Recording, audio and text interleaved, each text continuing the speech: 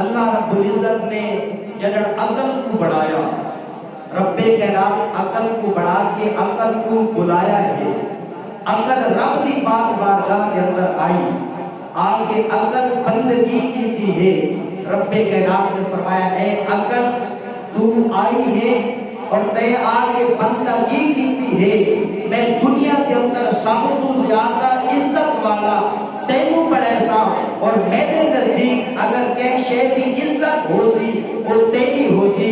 رب کائنات نے عقل کے بارے یہ فرمایا، رب کائنات نے نفس کو بڑھایا. جب رب کائنات نے نفس کو بڑھایا، یہ روزے کس واسطے ہے؟ یہ نفس اور خواہش نفس دی کنٹرول، انہوں کو کنٹرول کرنے واسطے.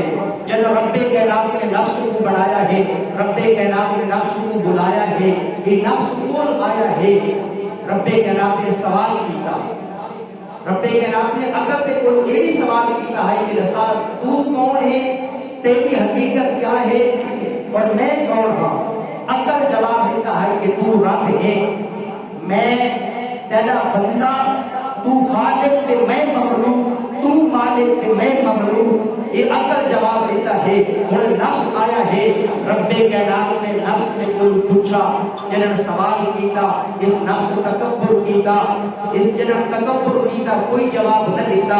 رب کائنات نے اس نفس نو 100 سال جہنم دی اگ دے اندر سٹا ہے.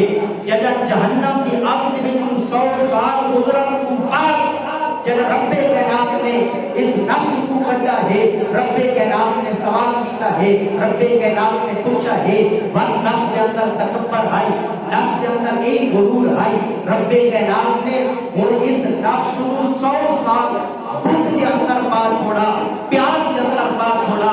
جب یہ نفس بھوک کے اندر گیا ہے، جب نفس پیاس کے اندر گیا، اس کے بعد رب کائنات نے اس نفس کو بلایا تے فرمایا اے نفس ہونا دسا. ہونا نفس ٹھیک جواب دیتا ہے. رب کائنات نے نفس کو فرمایا تو کون ہے تے میں کون ہاں؟ پہلے یہ آتا ہے نفس کہ تو ہے تے میں ہاں.